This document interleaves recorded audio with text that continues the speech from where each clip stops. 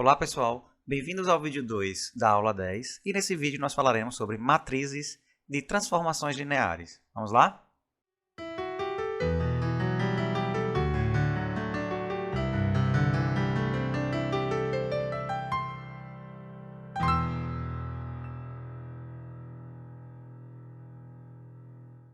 Bom pessoal, nós aprendemos no primeiro vídeo que se nós tivermos dois espaços vetoriais V e W, certo? Então se nós fixarmos uma base beta de V, uma base gama para W, então a gente consegue definir uma transformação linear que sai de V e chega em W a partir de uma matriz A, certo? Desde que, claro, a matriz A cumpra, né, a condição de que sua ordem ela seja n por m, né, onde n é a dimensão de W e m é a dimensão de V. Certo? Então, se a gente tiver uma base para V, uma base para W e uma matriz, nós conseguimos definir uma transformação linear de V em W. Então, vamos nos perguntar de maneira inversa. Será que se nós tivermos uma transformação linear de T, que sai de V e chega em W, uma base para V, uma base para W, será que a gente consegue montar uma matriz?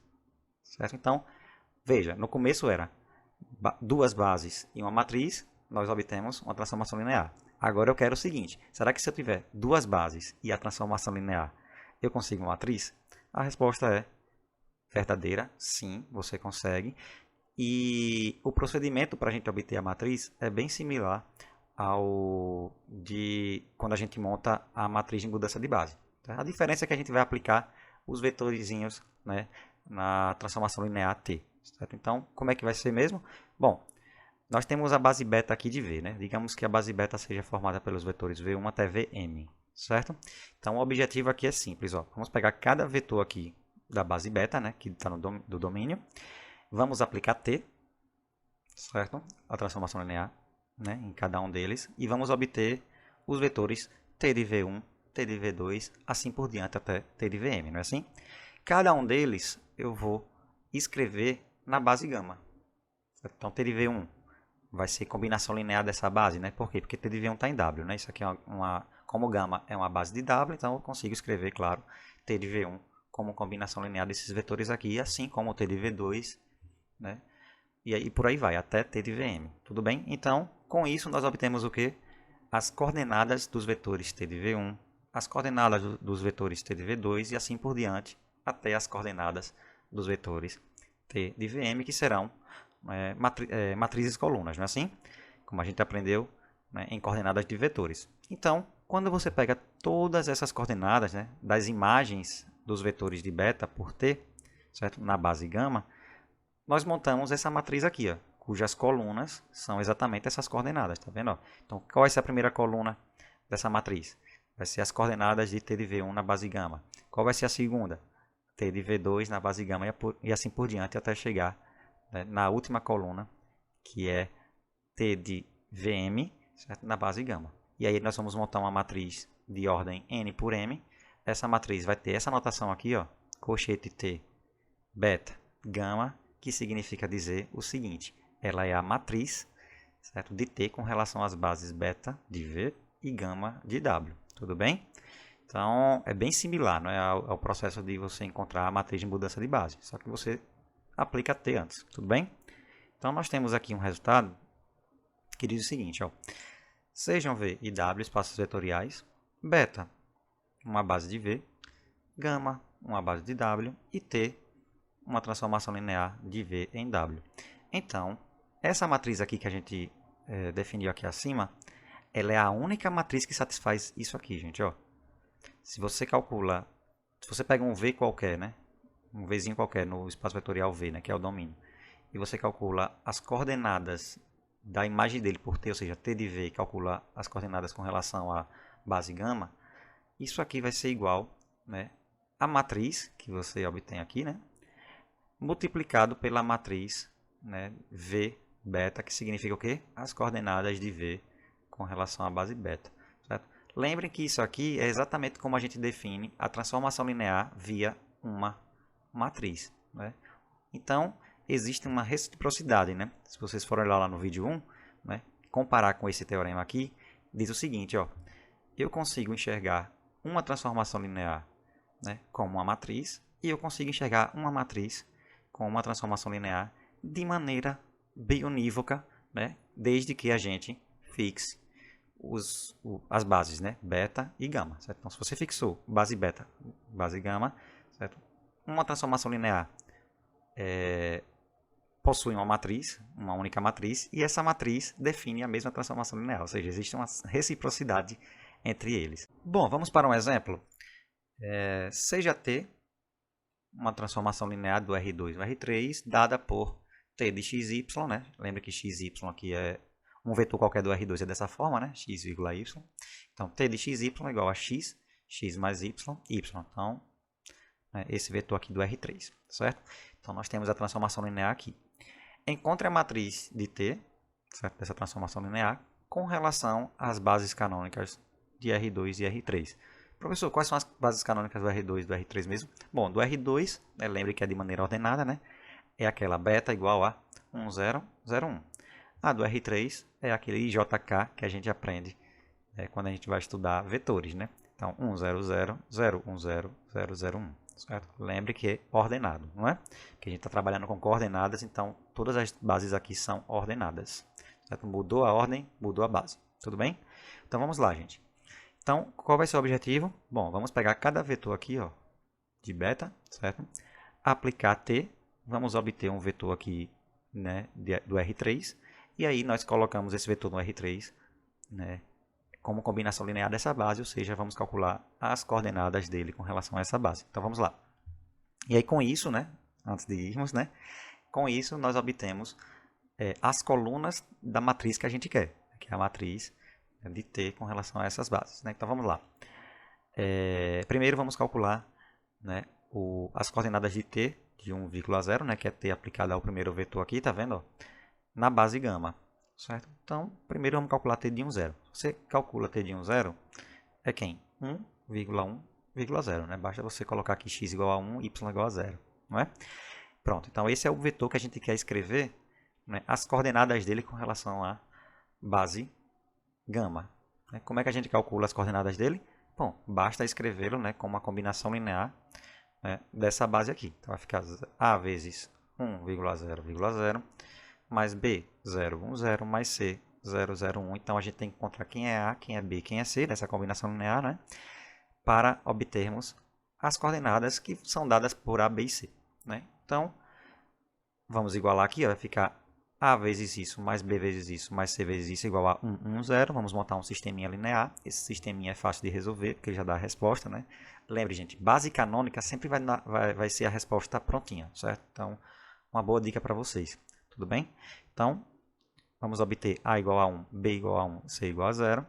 Se vocês observarem, são exatamente, né, as coordenadas do vetor aqui, ó, tá vendo? Então, a base canônica também faz isso. Então, a grosso modo, basta deitar o vetor. Professor, como assim deitar o vetor? Ó, tá vendo? Colocou aqui, ó, como matriz coluna, tá vendo? Então, quem serão as coordenadas de T de 1, 0 na base gama? Bom, como a gente está trabalhando na base canônica, 1, 1 e 0. Bom, pessoal, o próximo passo será encontrar, não é, as coordenadas, certo, do vetor T de 0, 1, né? Que, como é que é o procedimento mesmo? Pegamos o próximo vetor, né, da base beta, que está no domínio, aplicamos T a ela, né, e vamos calcular agora, né, as coordenadas dele na base gama para obter a segunda coluna da nossa matriz. Né? A primeira coluna vai ser essa aqui, ó, tá vendo? 1, 1, 0. Então a segunda vai ser quando a gente calcular, certo, as coordenadas de T01 na mesma base gama. Tudo bem? Então, o mesmo truque, né, gente? Como é a base canônica, basta você deitar ele, né? Então, primeira coisa que a gente faz, encontra quem é T de 0,1, certo? T de 0,1 é exatamente, vamos olhar aqui, 0, 1, 1. Quando a gente aplica, certo? X igual a 0 e y igual a 1, né? Vai ficar 0, 1 e 1. Tudo bem? E aí, como eu falei para vocês, a gente tem que encontrar os coeficientes A, B e C da combinação linear, né? A vezes o primeiro vetor da base canônica, mais B vezes o segundo vetor da base canônica, mais C vezes o terceiro vetor da base canônica, igualar, né, a T de 0,1, para assim obter as coordenadas, né, desse vetor na base em questão. Certo? Então, novamente, base canônica, basta, entre aspas, deitar o vetor. Então, nós obtemos aqui A igual a 0, B igual a 1, C igual a 1, né? Esse sistema linear que já nos dá a solução. Então, as coordenadas de t de 0, 1, né, com relação à base canônica gama, vai ser 0, 1 e 1. Então, nós temos aí, né, a matriz de t nas bases beta de R2 e gama de R3, que é dada pela seguinte fórmula, né, gente? Basta você pegar a primeira coluna como sendo a primeira coordenada as primeiras coordenadas que a gente encontrou, né, no passo anterior, e a segunda coluna que serão, as coordenadas, né, desse vetor aqui que a gente encontrou posteriormente. Certo? Então, 1, 0, 1, 1, 0, 1. Certo, gente? E uma observação bem importante, gente, ó, é que se você pegar o operador de identidade, professor, que operador é esse? É aquele operador que sai de V e chega em V, né? Por isso que é operador, né? Lembra que uma transformação linear ela é chamada de operador linear quando o contradomínio for igual ao domínio, não é? Então, vamos chamar de I, né, o operador de identidade. Que operador é esse? É aquele que faz o quê? I de V igual a V. Ou seja, ele mantém o vetor. Tudo bem? Ele fixa o vetor. Não, ele mantém o vetor. Certo? Então, gente, se você fizer esse procedimento de calcular, né, a matriz desse operador de identidade, né, com relação à base beta de V domínio e gama de V com o domínio, né, aqui é bacana que a gente pode pegar duas bases. Não, quando a gente pegar as duas bases para encontrar a matriz, né, são duas bases do mesmo espaço vetorial, né? E aí, quando você fizer o procedimento, vocês vão ver que vocês estão fazendo a matriz de mudança de base de beta para gama. Percebeu? E aí a gente justifica aquela notação que a gente tinha anteriormente, ó. Ah, professor, por que a gente coloca aí colchete beta para gama para indicar a matriz de mudança de base? Porque a gente está calculando a matriz do operador identidade, certo? Coincide. Então, a gente já une, certo? Aquela teoria de mudança de base, né, da matriz de mudança de base, com a teoria de matriz de transformações lineares. Legal, né, gente? Então, uma ótima observação. Bom, pessoal, como eu havia comentado antes, né, antes desse exemplo aqui, naquele teorema, existe uma correspondência bionívoca, né, entre transformações lineares e matrizes, né? Então, vamos relembrar. Se você tem duas bases, né, uma para o domínio e a outra para o contradomínio, né, então, se você tem uma matriz, você consegue definir uma única transformação linear e vice-versa. Se você tiver uma transformação linear, você consegue obter uma única matriz, né, daquela ordem lá, certo? Então, essa relação, essa ótima relação, ela tem bons frutos, né? Vou dizer um bem importante que está nesse teorema aqui, ó. Vamos pegar aqui duas transformações lineares T e S. T sai de V e chega em W. S sai de W e chega em U, certo? Vamos tomar aqui alfa uma base de V, beta uma base de W e gama uma base de U. Então, gente, ó, veja, como a gente tem aqui que o domínio de S, que é W, né, é igual ao contradomínio de T, certo? Então, a gente consegue definir a composição, né, de S com T. Né? Então, como é que vai ser isso aqui? Vai ser S de T, como a gente gosta de chamar, né, quando a gente vai estudar funções. Né? Composição de função, a gente faz isso. Né? S de T. Certo? Então, S de T vai ser uma função que sai de V, né, que é o domínio de T, e chega em U, que é o contradomínio de U. E já adiantando, né, como S e T são transformações lineares, a composta também será uma transformação linear. É um ótimo exercício para vocês. Certo? Então, se você tem uma transformação linear, né, obtida como uma composição de duas transformações lineares, a pergunta é, como eu calculo a matriz dessa transformação linear, né, nas bases de V que a gente fixou, né, que é alfa, e U que a gente fixou, que é gama. Certo? Então, nas bases alfa e gama. Né? Então, como é que a gente calcula isso aqui? Ó? Com uma fórmula simples, gente. Produto de matrizes. Ó. Basta você calcular a matriz, né, dessa transformação linear aqui, S, tá vendo? Ó? Nas bases beta de W e gama de U, certo? E multiplicar com a matriz, certo? De T, né, da transformação T, nas bases alfa de V e beta de gama. Percebeu? Então, com isso aqui você vai obter a matriz de S composto com T na base alfa e na base, né, para a base gama. Tudo bem? Então, uma ótima fórmula aqui, certo? Para vocês não precisarem calcular T de S de T, vocês podem fazer o quê? Coloca de maneira matricial, né? Calcula né, a matriz de S, a matriz de T multiplica. Você vai obter a matriz e com a matriz, claro, lembre que tem a correspondência bionífica, né? Com a matriz você consegue a transformação linear. Tudo bem? Bom, pessoal, e uma consequência muito interessante desse teorema é essa daqui, ó. Sejam T uma transformação linear de V em W, beta uma base de V, gama uma base de W, então T é um isomorfismo se e somente se a matriz de T com relação às bases beta e gama for uma matriz inversível, ou seja, o determinante dessa matriz é diferente de zero. Ah, professor, mas como é que a gente sabe que isso aqui é uma matriz quadrada para a gente calcular o determinante? Lembra que a gente só tem determinante, né, quando a matriz for quadrada, né? Ou seja, a quantidade de linhas igual a quantidade de colunas, né? Bom, gente, vamos relembrar. Quando a gente falou sobre o teorema do núcleo e imagem, a gente viu que se você tem um isomorfismo, né, entre dois espaços vetoriais, obrigatoriamente nós temos que a dimensão do domínio e a dimensão do contradomínio são iguais, né?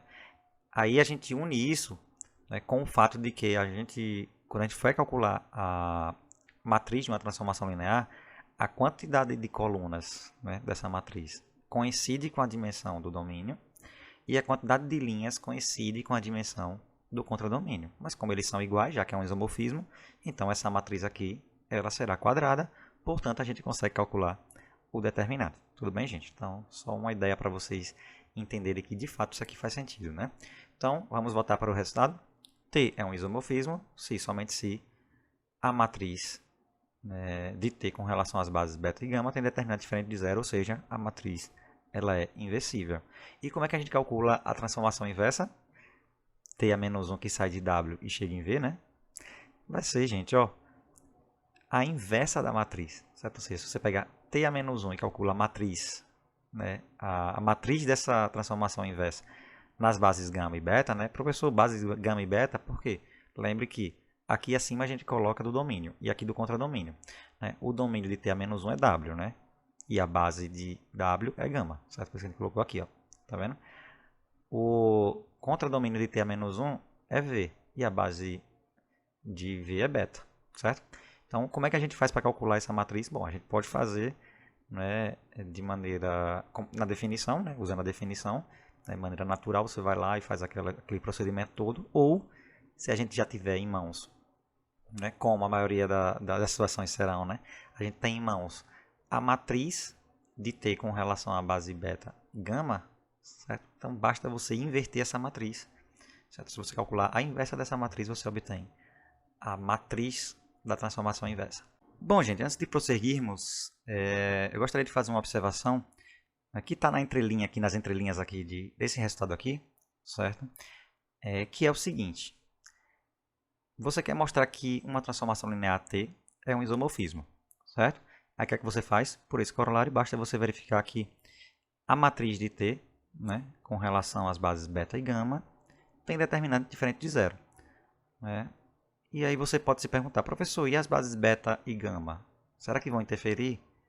Tem algumas específicas para eu trabalhar? Gente, a resposta é não. Certo? Não depende das bases. Então, como é que vai ser o estudo? Né? Como é que você quer mostrar? Quando você quer mostrar que T é um isomorfismo, o que é que você faz? Bom, gente, você vai pegar uma base beta de V qualquer, uma base gama de W qualquer, certo? As mais simples, certo? Que você tiver, né? Sugiro as bases canônicas se tiver, né? Então vai lá, escolhe, monta a matriz, que é bem mais rápido, né? Se for as bases canônicas, monta a matriz e calcula o determinante, certo? Não vai interferir, certo? Não importa a base que você escolher. Entretanto, né, se você quiser também encontrar, né, a matriz da transformação inversa, você tem que lembrar que as bases elas vão importar nesse sentido aqui, ó. Se você quer calcular a matriz da transformação inversa com relação à base gama e beta, você precisa da matriz de T, certo? Com relação a beta e gama, e para você inverter, certo? Então é só nesse sentido, mas se você mostrar que T é um isomorfismo, você pode escolher qualquer base beta, qualquer base gama e resolver. Pega as mais simples e calcula a matriz e mostra que o determinante dessa matriz é diferente de zero. Ok, gente? Bom, então vamos para um exemplo. O exemplo diz o seguinte: seja T uma transformação linear de P1 de R no R2. P1 de R é o quê?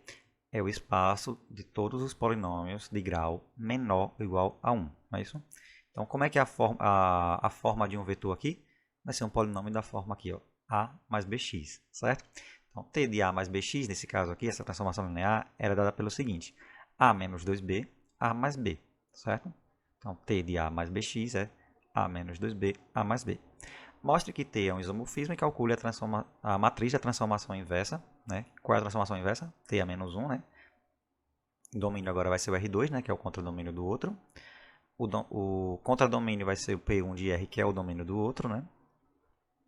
Com relação à base gama do R2, que é dada por 1, 1 e menos 1, e a base beta de P1, que é dada por 1 mais x e x, certo? Então, como é que a gente faz, gente? Como eu falei anteriormente, né, a gente podia, para mostrar que é um isomorfismo, a gente pode escolher as bases canônicas aqui, né, de P1 e de R2.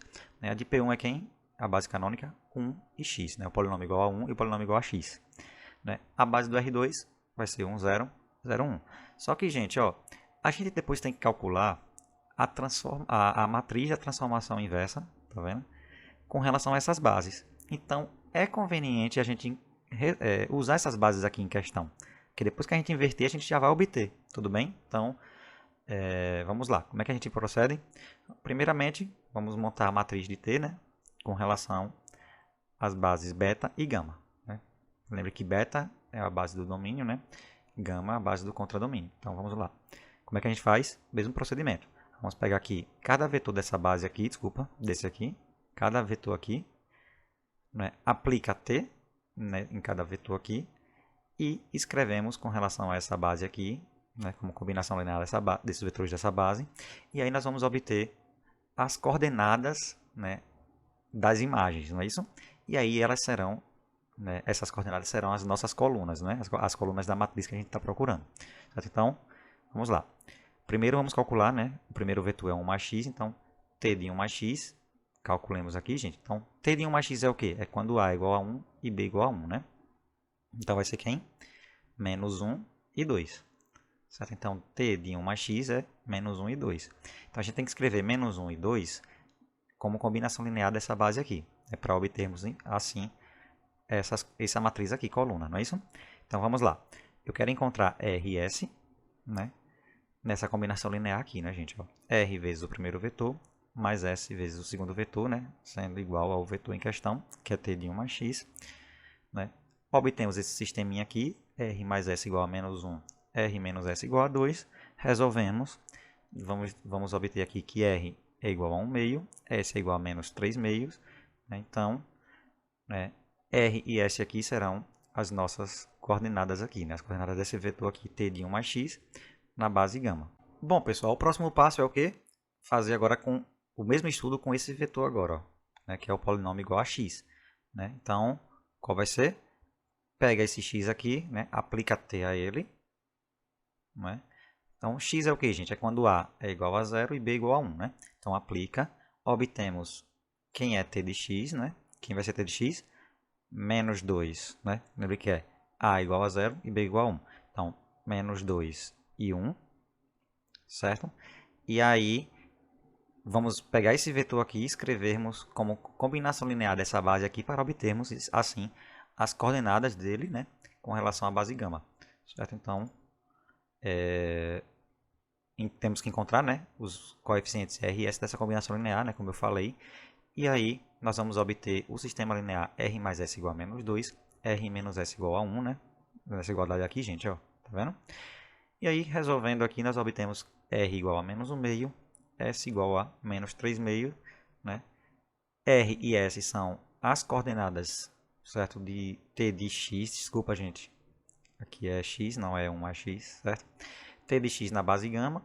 Então, nós vamos obter aqui menos 3, ou desculpa, menos 1 meio e menos 3 meio. Né? Essa aqui será a nossa segunda coluna da matriz.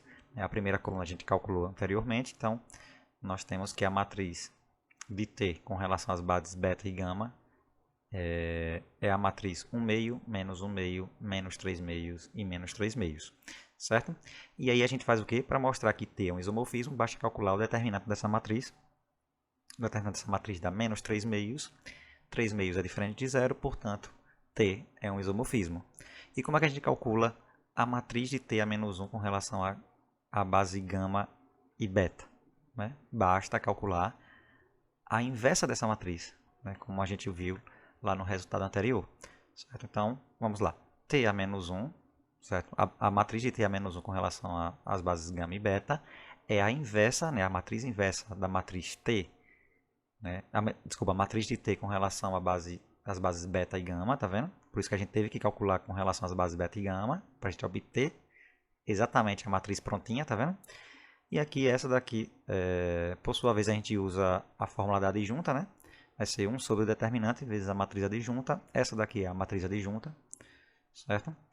E aí o determinante a gente já sabe que é menos 3 meios. E aí, resolvendo essa conta aqui, nós obtemos a matriz 1 menos 1 terço menos 1 menos 1 terço. Certo? Então, essa aqui é a matriz da transformação T a menos 1 com relação às bases gama e beta. Bom, pessoal, um outro resultado muito interessante é esse aqui, gente. Ó. Vamos tomar aqui T, uma transformação linear entre os espaços vetoriais V e W, beta, uma base de V, gama, uma base de W. Então, a dimensão da imagem de T coincide com o posto da matriz de T com relação às bases beta e gama, e a dimensão do núcleo de T coincide com a nulidade, certo? Dessa mesma matriz, né? A matriz de T com relação às bases beta e gama. Né? Lembrando que a nulidade é o quê? O número de colunas menos o posto, certo? Então, gente, ó, veja aqui como o procedimento é interessante. Né? Para você calcular a dimensão da imagem de T e a dimensão do núcleo de T, basta você considerar uma matriz, né, de T com relação a uma base beta de V e uma base gama de W qualquer. Então, você pode escolher qualquer uma que vai dar certo. Certo? Então, sugiro que você pegue as mais simples, né? Então, pegue uma base beta muito simples de V, uma base gama muito simples de W. Então, as bases canônicas são bem-vindas, né? E aí, com isso, você vai obter a matriz, não é isso? Você vai montar a matriz de T com relação a essas bases. Basta, então, você fazer o quê? Colocar essa matriz na forma escada, né? E você vai obter o posto dessa matriz e a nulidade dessa matriz, não é? Pronto, o posto é a dimensão da imagem e a nulidade vai ser a dimensão do núcleo, ok? Então vamos para um exercício. Vamos pegar aqui essa transformação linear, é T do R3 no R2, dada por T de XYZ, né? Lembrando que XYZ é um protótipo, né, de um vetor do R3, né? X, Y, Z, né? Igual a X mais Y, X menos Z. Então vamos pegar essa transformação linear e vamos calcular a dimensão do núcleo de T e a dimensão da imagem de T. Então, sem precisar, né, calcular quem é o núcleo e quem é a imagem, né, com a dimensão, só que a dimensão. Então, quando a gente só quer a dimensão, né, esse teorema aqui ele facilita demais o nosso trabalho, certo? Então vamos lá. Como eu falei anteriormente, né, a gente pode escolher as bases em questão. Então vamos pegar o que? A base canônica, que é muito fácil, né? Então vamos pegar aqui, ó, a base canônica do R3, a base canônica do R2, né? Beta 10000100001 do R3, gama 1001 do R2. Bom, pessoal, relembrando, para a gente calcular a matriz, né, dessa transformação linear com relação a essas bases aqui, né, basta você calcular, pegar cada vetor aqui dessa base, né, na ordem, certo? Aplicar T, certo? Vamos obter aqui um vetor do R2 e vamos escrever esse vetor do R2 como uma combinação linear desses vetores aqui dessa outra base, né? Obtendo assim as coordenadas, né, da imagem de cada vetor aqui, e serão as nossas colunas, né? Então, as colunas da matriz que a gente quer, certo? E aí, lembrando mais uma coisinha, né, para facilitar nosso trabalho, como são as bases canônicas, basta, entre aspas, deitar o vetor, certo? Então, vamos lá. Primeiro, vamos calcular T de 100, que é o primeiro vetor da base canônica do R3, né, que é do domínio. Vai dar 1,1, né? Basta aplicar lá no T normal, né? 1,1, né? Veja, é só deitar o vetor, tá vendo? Essa era a nossa primeira coluna, certo? Por que é só deitar o vetor, professor? Bom, a gente quer escrever como combinação linear de 1001. Então, a combinação linear é exatamente essa daqui, gente, ó. 1 vezes 1,0, né? Mais 1 vezes 0,1. O próximo vetor é quem? T de 0, 1, 0, né? Que é o segundo vetor da base, né, do domínio, certo? Da base canônica do domínio, que é o R3. Certo? Então, aplicando T nesse vetor, nós vamos obter 1, 0. E 1, 0 é 1 vezes 1,0 mais 0 vezes 0,1. Ou seja, é só deitar esse vetor. Desculpa, deitar não, colocar em pé, né? Sempre falando deitar, mas é só colocar ele em pé. Então fica 1, 0. Certo? Aqui na segunda coluna. Por fim, para a terceira coluna, basta você calcular T do terceiro vetor, da base canônica do R3, que é nosso domínio. 0, 0, 1, né? Aplicando T vai dar 0 menos 1. Certo? E aqui basta você colocar ele em pé, vai ficar 0 menos 1. Certo? Por quê? Porque esse vetor aqui é 0 vezes 1,0 menos 1 vezes 0,1. Lembrando que esse truque aqui funciona apenas quando você está trabalhando com a base canônica, certo, gente? Então, obtemos assim os três vetores, né, como coordenadas na base gama, certo, do contradomínio, que é a base canônica do R2. Então, essa aqui vai ser as coordenadas do primeiro vetor. Esse aqui do segundo, esse aqui do terceiro. Montamos assim a matriz, né, de T com relação às bases beta e gama. E o próximo passo será o quê? Colocar essa matriz aqui na forma escada. Né? E aí a gente faz as contas rapidamente, como a gente aprendeu logo no começo do curso. E nós vamos obter que a forma escada dessa matriz é 1, 0, menos 1, 0, 1 e 1. Certo? Então, o posto dessa matriz é 2 e a nulidade é 1. Por quê? Porque a quantidade de colunas, né, que são 3, menos o posto, que é 2, é 1. Então, o que significa isso? Quer dizer que a dimensão da imagem de T é 2, porque é o posto, e a dimensão do núcleo de T é 3 menos 2 igual a 1, que é a nulidade. Tudo bem, gente? E com esse exemplo aqui, nós finalizamos o vídeo 2 da aula 10 e a aula 10. Espero que vocês tenham gostado. Até mais!